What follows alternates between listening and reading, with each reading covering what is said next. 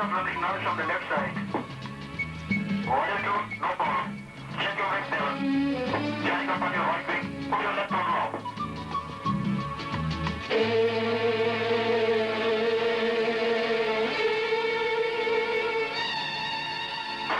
Right doors under control now. Order 2, reduce your speed. Trim your rudder. Roger, leader.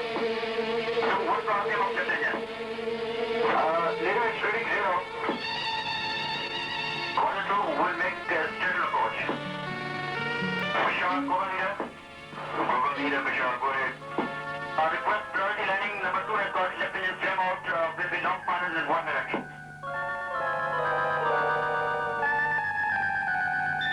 Order 2, check your gears down now.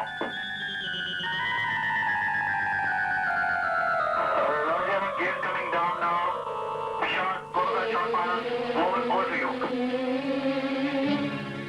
Keep coming down, number 2. Keep coming down. Okay, hold your height now. That looks good. Throttle coming back. All the way idle now. Okay, that's good. Call under control.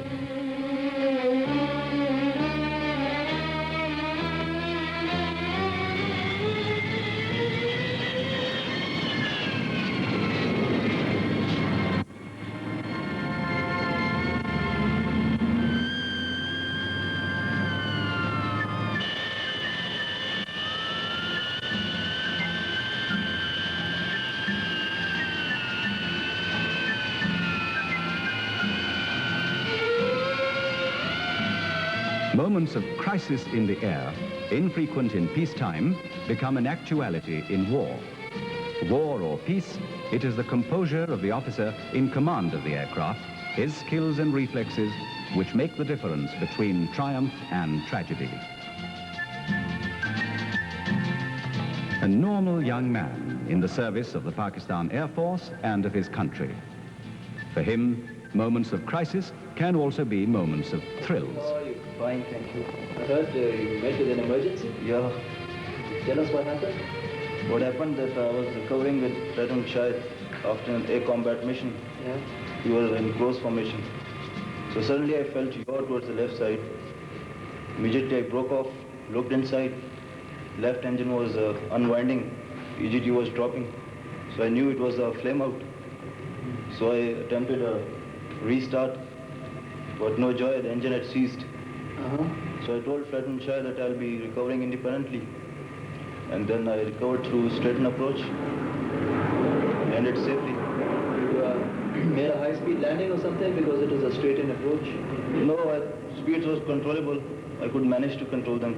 They were in limit. Here's a young man with a difference. Thank you, sir.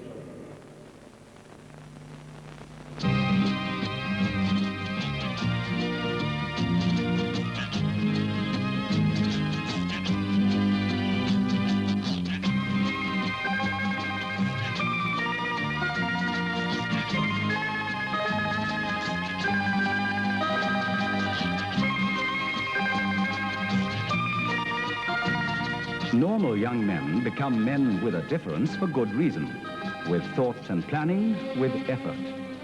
The efforts begin at an early age, immediately after matriculation from school.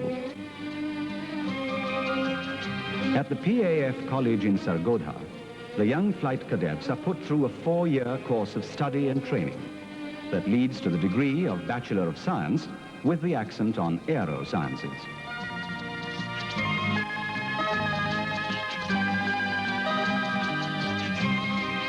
They gain instruction in languages, mathematics, and science. The theoretical grounding they acquire ensures that in later years they will be officers not only with skills, but also with a sound base of education. The laboratories introduce them to the design and working of the machines and instruments of their future profession. The courses of study are regularly updated and give the young cadet an appreciation of the rapidly changing world of technology. He is encouraged to read and inculcates the value of using libraries. He takes in literature that carries him beyond his prescribed textbooks.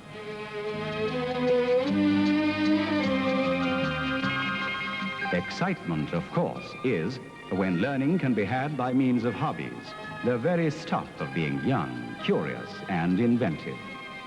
For the flight cadet, there could be no hobby so motivating as aero modeling. Some of the models he makes may never fly, and from that he will learn. Others will, and the lad will be filled with understanding and pride. Here, too, they get their earliest experience of powered gliders.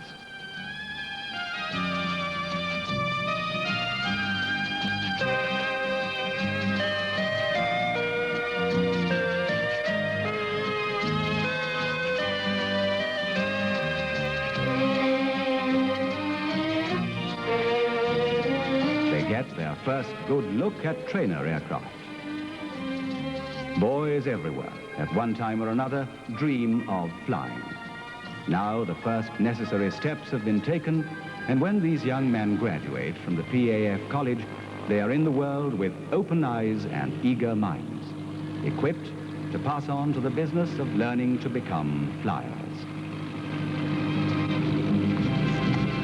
The PAF Academy in Risalpur is, as one might say, the centerpiece of the PAF strategy of making leaders out of men. Flight cadets are here for one whole year, a year filled with intense activity, directed at developing the qualities of mind, body, and instinct. Some of the work is academic and theory-oriented. The acquisition of skills must begin with understanding, and skilled instructors guide their charges through the unraveling mysteries of aircraft design and aerodynamics, the aircraft engine, and the armaments they will one day control to ensure peace in the skies above their country. This is a complex and multidisciplined age, this age of technology in which we live, and the young flyer-to-be is taught to anchor his confidence in an intimate knowledge of the tools of his future trade.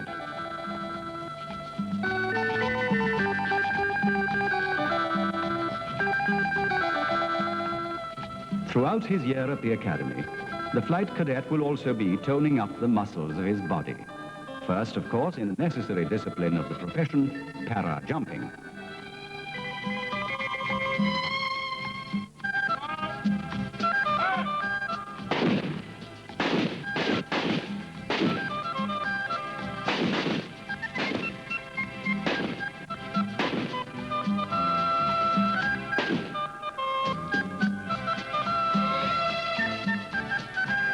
Pursuits which are for other people forms of recreation, for the cadet are recreation and more.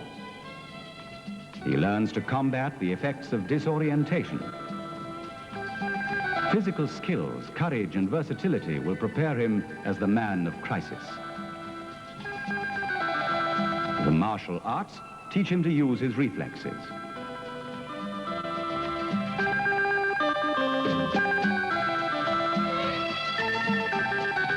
Grace and agility will become his natural style.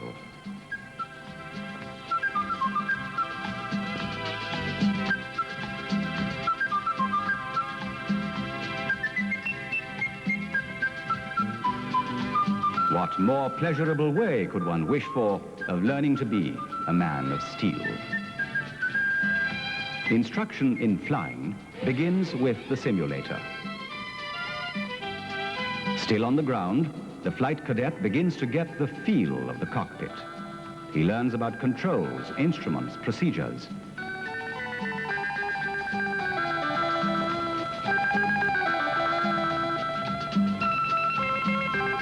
Soon, it's time to go up. At first, the instructor is by his side in the Mashak, a two-seater trainer aircraft.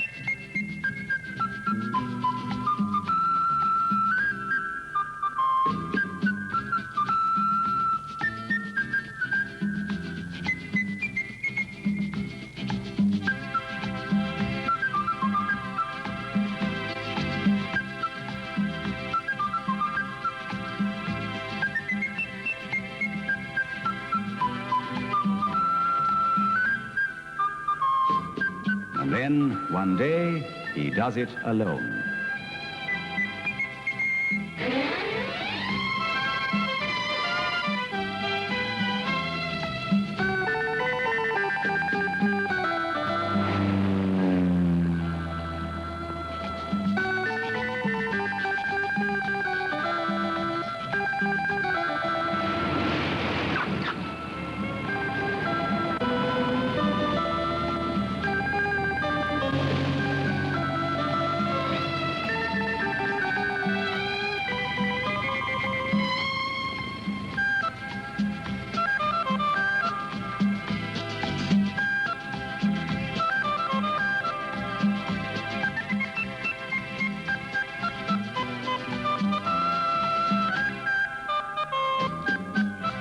In the words of the ancient Pakistani proverb, learning to flex his own wings. The conversion from piston-engined aircraft to jets is a milestone in the cadet's tenure at the academy. In the altitude chamber, he is tested and trained in levels of endurance under conditions of high altitude.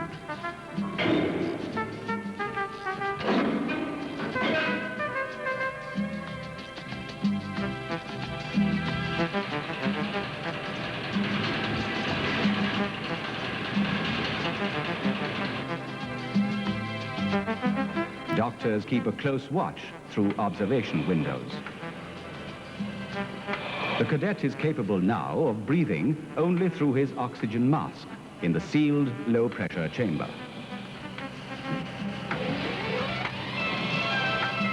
Presently, he is put through a series of exercises that gauge his endurance and the effects on his consciousness.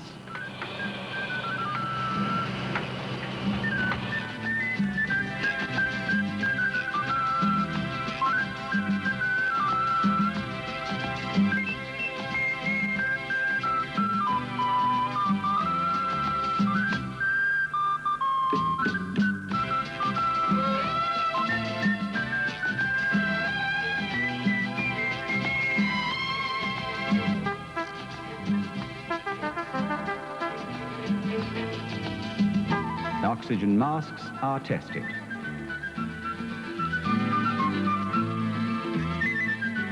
And the flight cadet is ready to begin to come to grips with the jet age.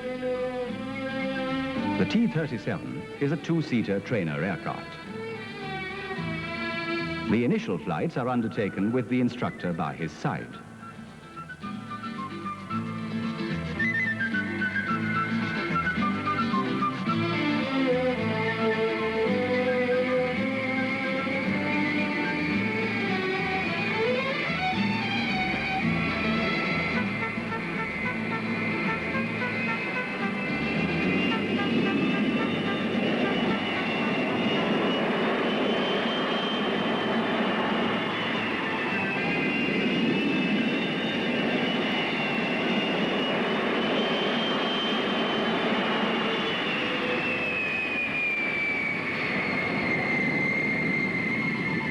One day, he will have completed his mandatory 200 hours of flying.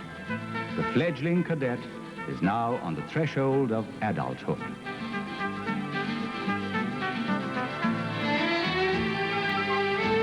Meanwhile, in the progress cell back on the ground, a continuing log is being maintained on the progress and performance of each trainee. Academic and practical work, ability in flying, qualities of leadership and character. Data on all these and more are fed into the system that will determine the rating each cadet earns at the end of his year at Risalpur.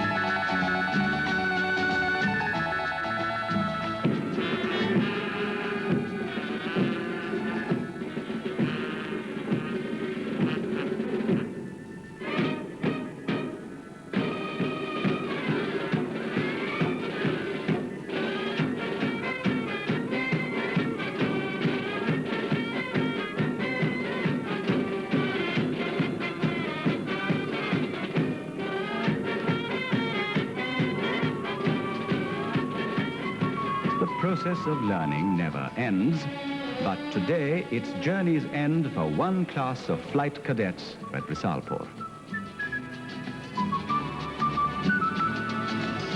During their 12 months here, they've learned to fly. But along with that, more than that, they've learned about character and self-discipline and the elements of leadership. Every lad dreams of flying, but these young men have no further need for dreams. We're now with the officers of the force.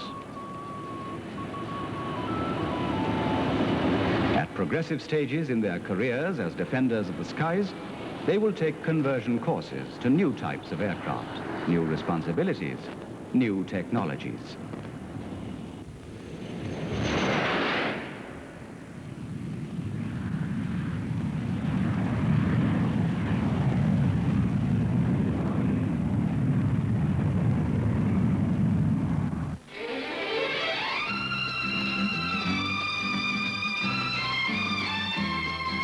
The responsibilities of the Pakistan Air Force are many-faceted, and its personnel must be prepared for all kinds of missions.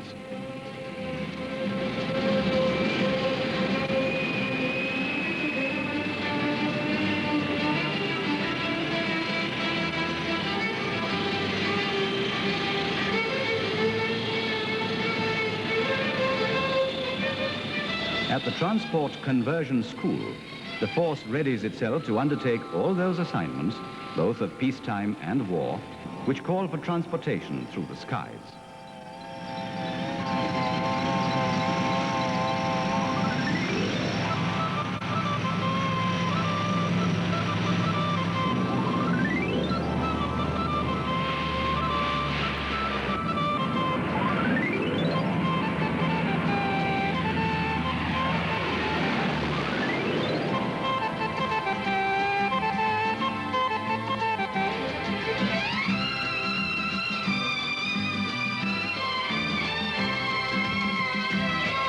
The drama of life in the Air Force changes its colors with each passing day, with each fresh responsibility.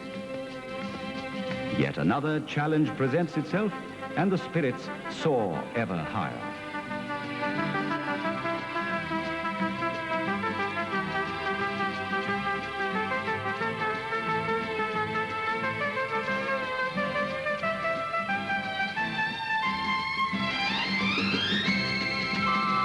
It is a life for those for whom the experience of challenge is synonymous with the elixir of thrills.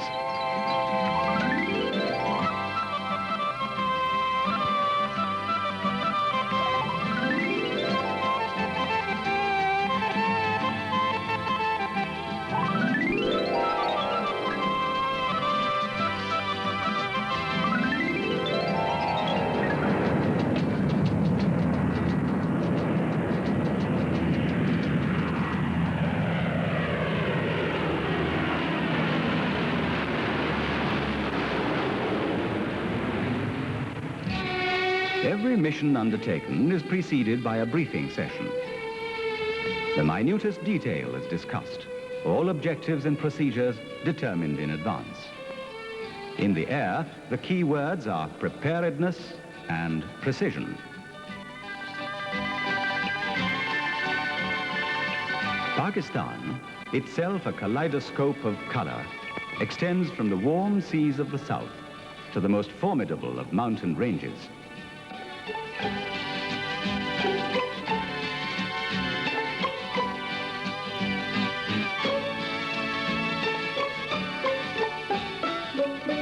For those who people the snowbound reaches of the wintry north, the PAF is on occasion their only lifeline from the outside world.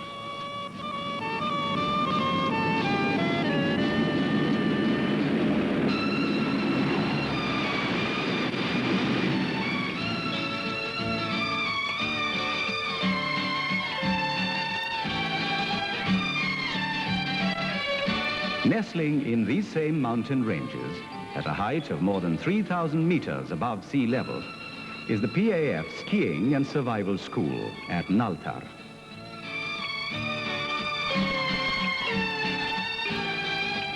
Flyers of the force must be prepared for all kinds of exigencies. Here they learn to cope with and to survive in snow.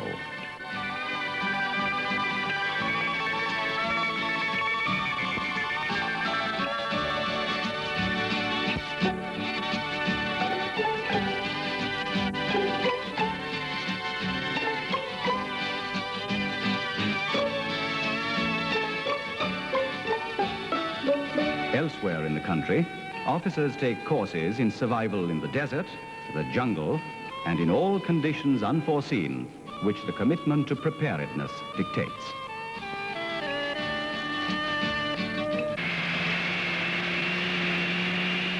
A vital specialization for officers of the Air Force is in the orbit of bomber aircraft. The bomber, as anyone in the world with memories of war will testify, is a denizen of the night. It prowls in the hours of darkness, flying low to avoid detection.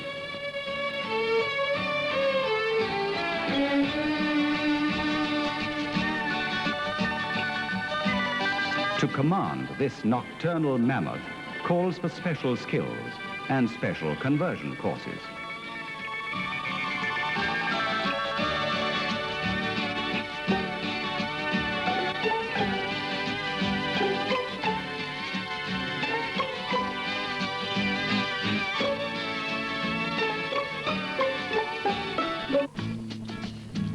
Like the heart that pumps clean blood into the system and keeps it going, there is at every air base the technical branch, a body of engineers and technicians that keep the aircraft in a constant state of airworthiness. Aircraft logs and history sheets keep them informed of the state of health of each single machine. Inspections and overhauls are planned accordingly.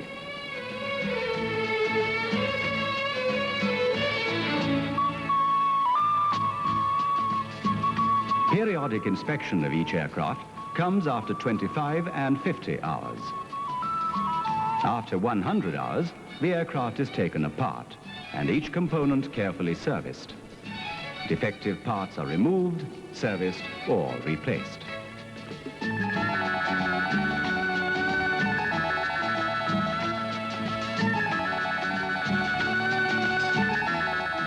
Every single component is subjected to the most rigorous checks on special test benches.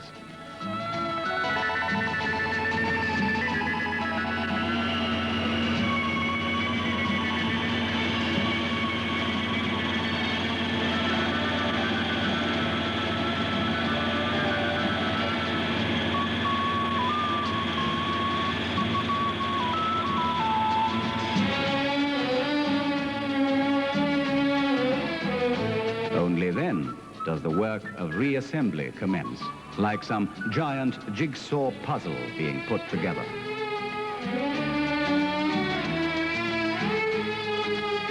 Who are the people that form this skilled and knowledgeable crew? Where are they trained?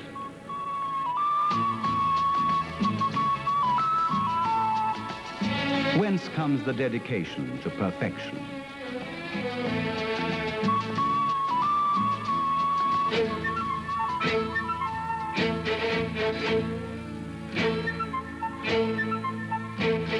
The Recruits Training School in Kohat takes in young lads after matriculation and gives them a base of intellectual and physical instruction in the first instance.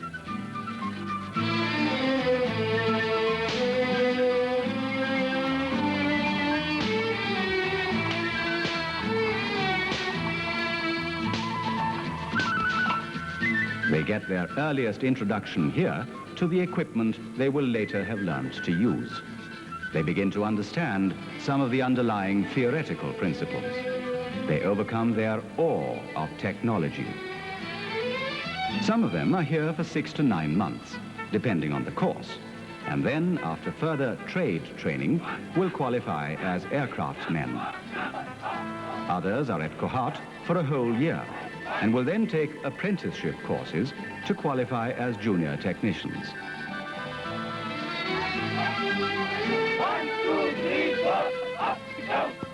Physical drills and exercises keep them fit and strong. A vigorous physique makes for a confident personality, and the disciplines they acquire will serve them in good stead when they come to working as a well-drilled team. Living together in an environment demanding self-respect and precision, learning together, learning to fight together. Already the beginnings appear of esprit de corps. Out of this spirit will grow that dedication to service which the Pakistan Air Force seeks.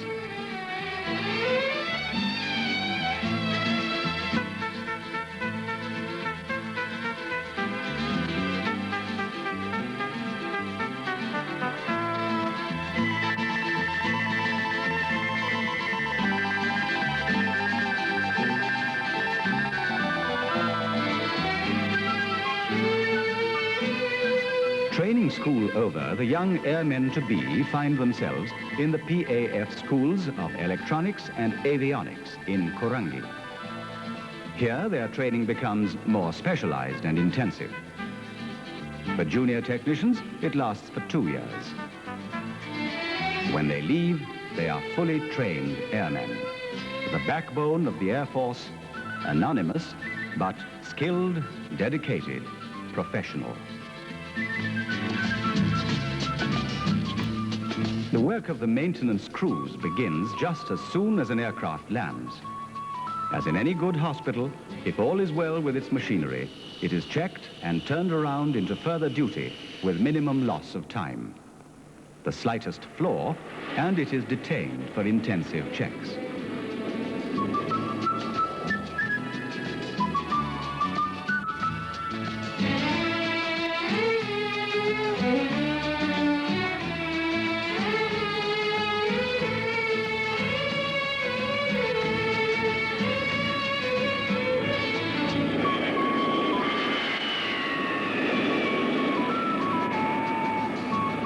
Test pilots of the PAF are highly experienced flyers. After maintenance and overhaul, they take each aircraft up and put it through its paces. These are the most rigorous of tests. If the test pilot says the aircraft has come out of them successfully, that is the fittest testimonial to the crews that serviced it.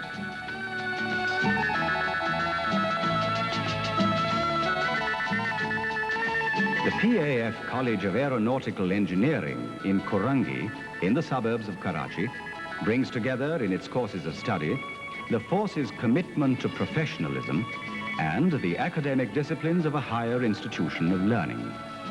Its reputation is worldwide, and candidates from countries overseas regularly gain admission. These are highly specialized, highly professional courses. The academic year is a long one, and the work of as much as 5 years is achieved in academic terms spreading over just 3.5 years. The college offers courses in aerospace and avionics, and these are handled by a teaching faculty qualified in the state-of-the-art of contemporary technology internationally.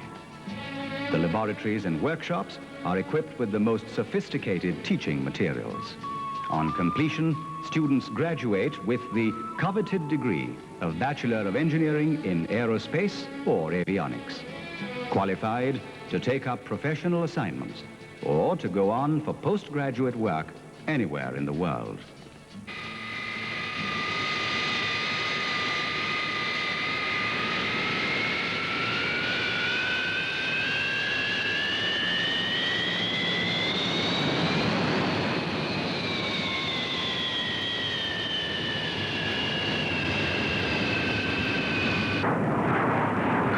Worthiness is the paramount consideration of the PAF at all times, peace or war. War exercises are a part of the continuing disciplines that keep both the flyers and their machines in peak condition.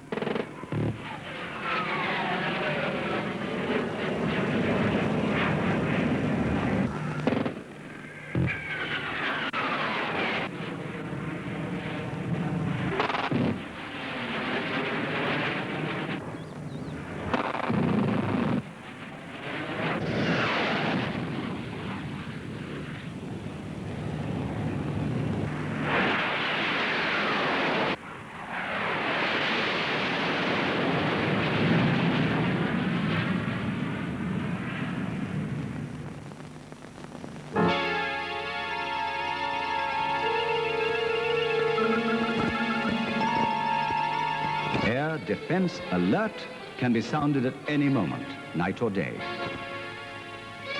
At every operational base of the Air Force, personnel and machines stand ready to be airborne within moments of the command being issued. It is the duty of the Pakistan Air Force, of its personnel, seen and unseen, to serve their countrymen in peacetime, wherever there is need for access through the skies.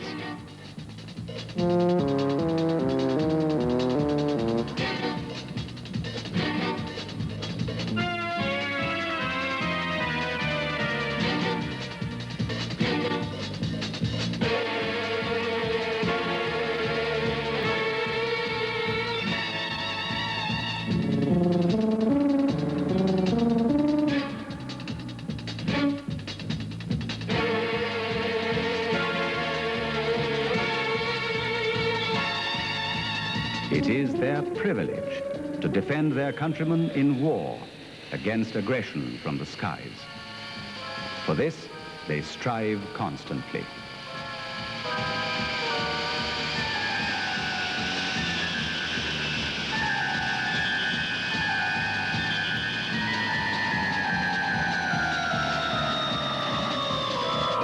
No mission is impossible.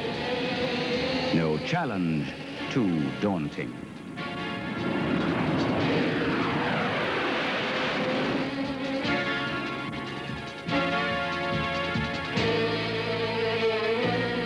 For them, the sky's the limit.